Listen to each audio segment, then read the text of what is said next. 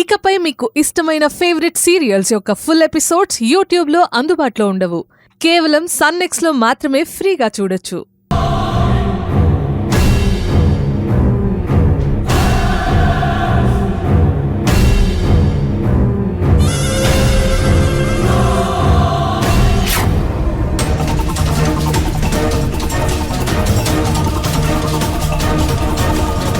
సంధ్య, ఏంటిది?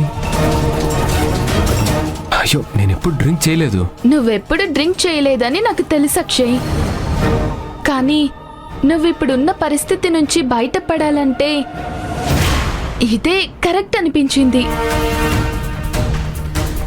అత్తయ్య గారు విశ్వాన్ని దత్తత తీసుకోకముందు విశ్వకున్న కష్టాలు మర్చిపోవటానికి ఈ మందు తాగి కాసేపైనా ప్రశాంతంగా ఉండేవాడు. అందుకే నీకోసం తీసుకొచ్చాను. ఇక నీ ఇష్టం అక్షయ్.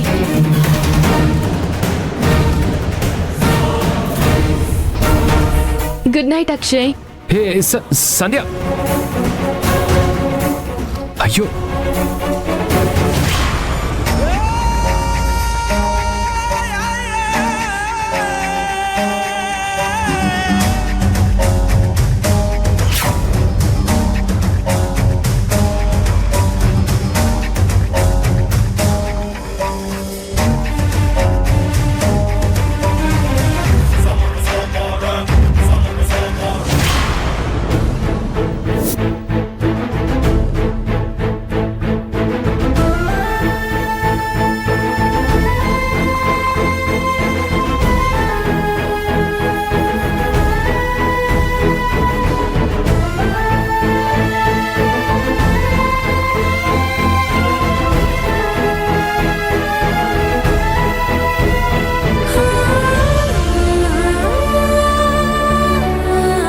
సంధ్య చెప్పింది నిజమే.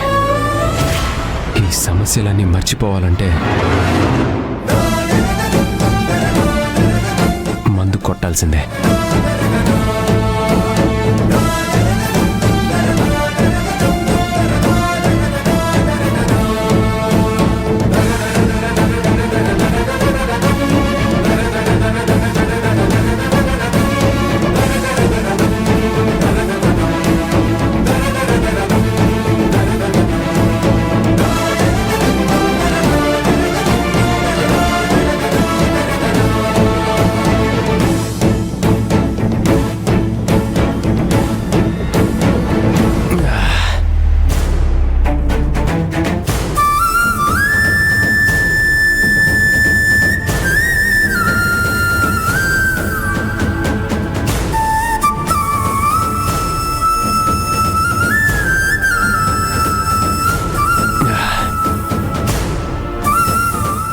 సంధ్య,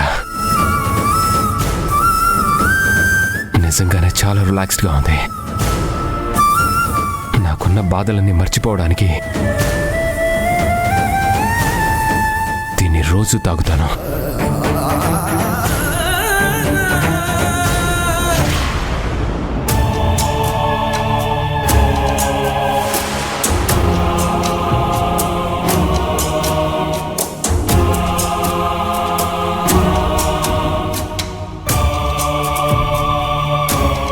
శ్రావణిని నవీన్ వాళ్ళు వెతికి తీసుకొచ్చాక నాకు న్యాయం చెయ్యమని శ్రావణి గొడవ చేస్తుందేమో అనుకున్నాను.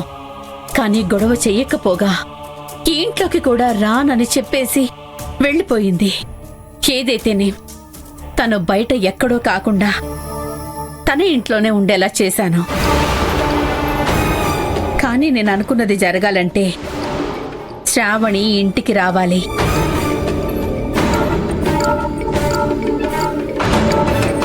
మళ్ళీ అక్షయ్తో కలిసిపోవాలి. కొన్ని రోజుల తర్వాత అంతా సద్దుమణిగాక శ్రావణిని వెనక్కి తీసుకురావాలి.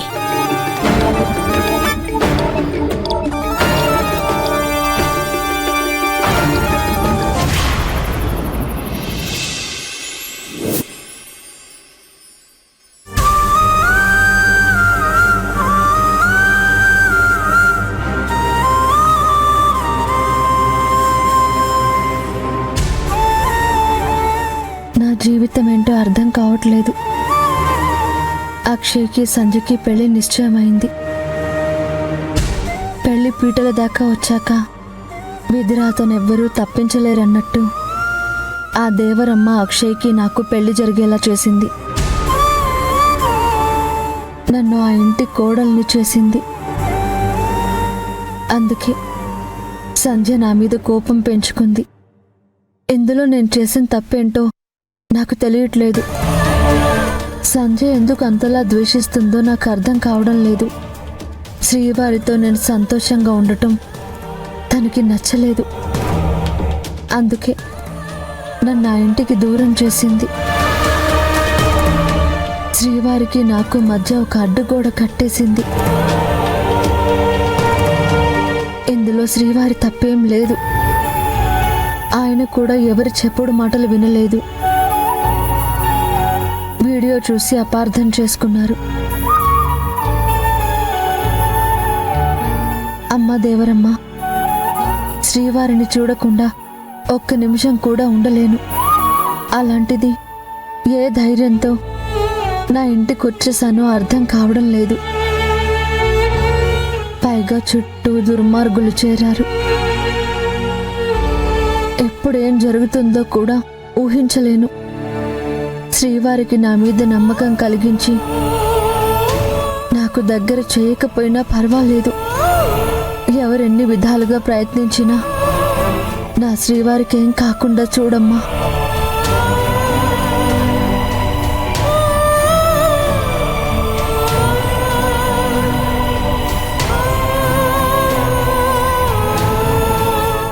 ఎన్ని అడ్డంకులు ఎదురైనా నా మనసంతా శ్రీవారున్నారని అర్థమైంది. మీరెప్పుడు ఇలాగే నా మనసులో ఉండిపోవాలి శ్రీవారు. కపట నాటకం ఆడుతున్న వాళ్ళని మీరు గుర్తించాలి.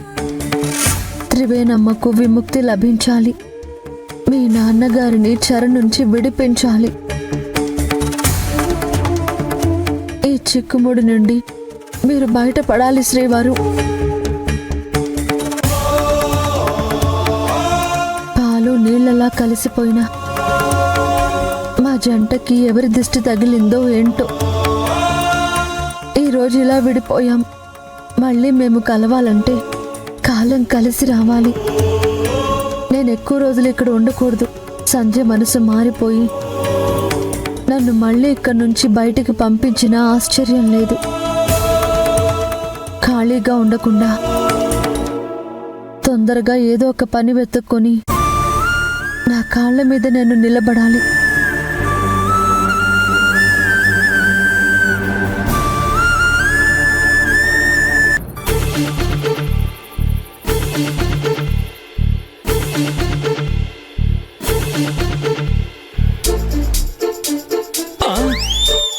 ఏడు సత్పండానయ్య, సాంబవి మీకు ఇంకా భోజనం పెట్టలేదా? నిద్రపోకుండా అటు ఇటు తిరుగుతున్నారు. అది కాదు నవీన్, నేను రాజేష్ డెత్ మిస్టరీ గురించి ఆలోచిస్తున్నాను. ఎవరు చంపుంటారంటావు? నాకేం తెలుసు అన్నయ్య, కానీ రాజేష్ విషయంలో నేను కూడా చాలా బాధపడుతున్నాను. కానీ నాకు తెలిసి రాజేష్కి ఎవరు శత్రువులు లేరు నవీన్. కానీ ఇంత దారుణంగా చంపారంటే అనుమానించాల్సి వస్తుంది. సత్యపండానయ్య, ఆ విషయం గురించి అందరూ మర్చిపోయారు. ఆనందరావు గారు అత్తయ్య మీద కంప్లైంట్ ఇచ్చినా ఇందులో అత్తయ్య ఇన్వాల్వ్మెంట్ లేదని తెలుసుకొని అత్తయ్యని వెనక్కి పంపించేశారు. ఇంకెవరిని అనుమానిస్తావన్నయ్య? అది కూడా నిజమేరా. అందుకే ఆ విషయం మర్చిపోయి హ్యాపీగా ఉండండి అన్నయ్య. సరేరా, గుడ్ నైట్. గుడ్ నైట్ అన్నయ్య.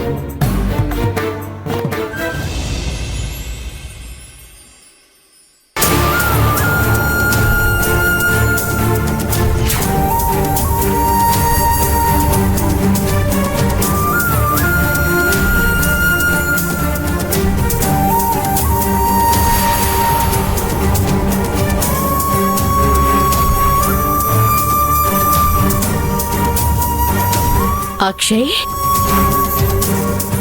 అక్షయ్, నాన్న అక్షయ్, అక్షయ్, నాన్న అక్షయ్. అక్షయ్ ఇలా తాగి పడిపోయాడంటే నమ్మలేకపోతున్నాను. ఎవరూ వీడి చేత బలవంతంగా తాగించుంటారో. ఆ సంధ్య అక్షయ్ని రెచ్చగొట్టుంటుంది. రే అక్షయ్, అక్షయ్, బాగా లేట్ అయింది నాన్న. లే నాన్న. అక్షయ్.